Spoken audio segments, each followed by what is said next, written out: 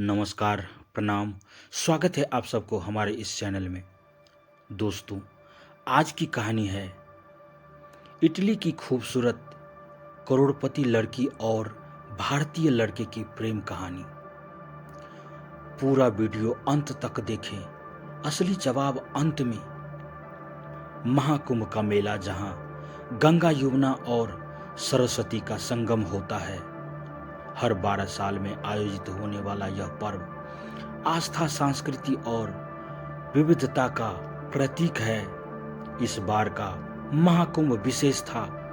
न केवल भारत से बल्कि दुनिया के कोने कोने से लोग इसमें हिस्सा लेने आए थे। इन्हीं भीड़ में थी इटली की मशहूर करोड़पति लड़की सोफिया लोरेंजो। वह अपनी साधारण जिंदगी और आत्मिक शांति की तलाश में भारत आई थी। सोफिया को भारत के प्राचीन संस्कारों और संस्कृति से खास लगाव था। पहला दिन, संगम तट पर दोनों की पहली मुलाकात। महाकुंभ के पहले दिन सोफिया संगम में डुबकी लगाने पहुंची। जैसे ही उसने पवित्र गंगा के जल में कदम रखा, उसका मन शांत हो गया। लेकिन तभी उसका पैर एक कंकड़ से फिसल गया। वह गिरने ही वाली थी कि किसी ने उसे थाम लिया। आप ठीक हैं? यह जवाब थी एक साधारण से दिखने वाले भारतीय लड़के की। उसकी आंखों में मासूमियत और चेहरे पर सादगी थी। सोफिया ने अपनी आंखें उठाकर उसकी तरफ देखा।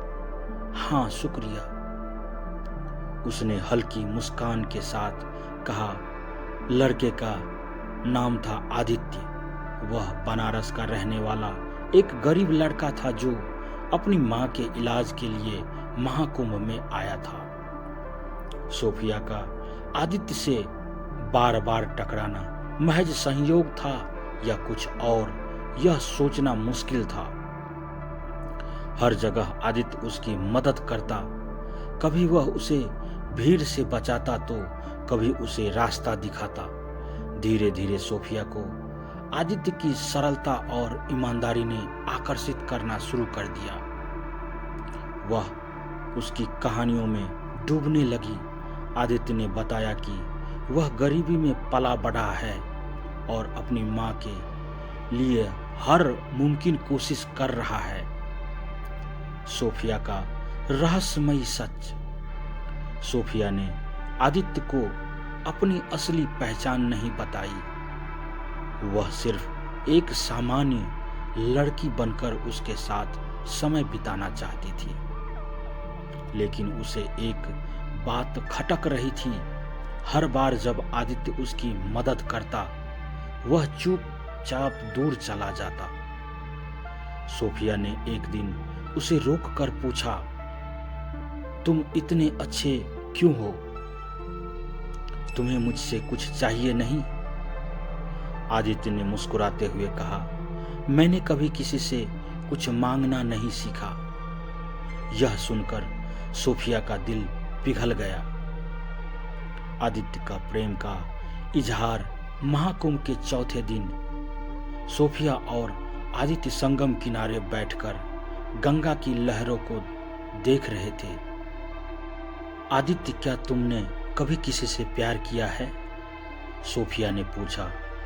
आदित्य थोड़ा झिझका, लेकिन फिर बोला, प्यार नहीं, मेरे पास इतना समय कहाँ कि किसी के बारे में सोचूं।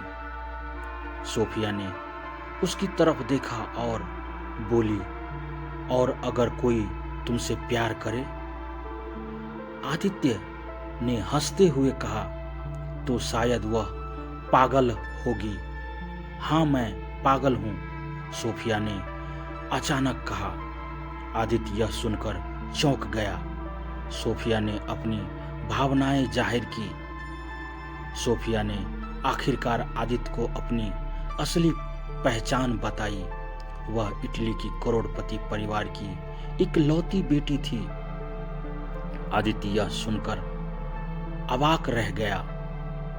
उसने तुरंत खुद को पीछे खींच लिया। हम एक नहीं हो सकते। सोफिया, तुम और मैं अलग दुनिया से है। लेकिन सोफिया ने कहा, मुझे तुम्हारी दुनिया में रहने से फर्क नहीं पड़ता, मैं तुम्हारे साथ रहना चाहती हूँ। आदित्य को पता चला कि सोफिया के परिवार ने उसे खोजने के लिए लोग भेजे हैं। वह नहीं चाहता था कि सोफिया अपने परिवार से अलग हो। उसने सोफिया से कहा, तुम्हें अपने परिवार के पास लौट जाना चाहिए। सोफिया ने रोते हुए कहा, मैं तुम्हारे बिना नहीं रह सकती। लेकिन आदित्य ने उसे मना लिया। उसने उसे संगम किनारे एक आखिरी बार गले लगाया और कहा, यहाँ से जाना तुम्हारे और मेरे लिए सही है। 7वां दिन सोफिया का विदाई और नई शुरुआत। सोफिया के परिवार ने उसे इटली वापस बुला लिया। जाते वक्त उसने आदित्य से वादा किया कि हमेशा उसे याद करेगी। आदित्य ने उसे मुस्कुराते हुए विदा किया, लेकिन उसकी आंखों में आंसू थे। कहानी यहीं खत्म नहीं होती। सालों बाद जब आदित्य ने अपनी मां का इलाज करवा लिया और एक स्कूल खोलने का सपना पूरा किया, तो एक दिन एक अनजान महिला ने स्कूल का दौरा किया। वह सोफिया थी। मैं तुम्हारे बिना अधूरी हूं, उसने कहा। आदित्य ने कुछ नहीं कहा, बस उसकी तरफ देखा। क्या उनका मिलन हो पाएगा या फिर यह प्यार अधूरा रह जाएगा?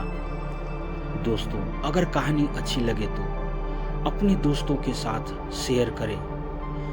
चैनल पर नए हैं तो चैनल को सब्सक्राइब करें, लाइक करें, कमेंट में अपनी राय जरूर दें। धन्यवाद। आपका दिन शुभ हो।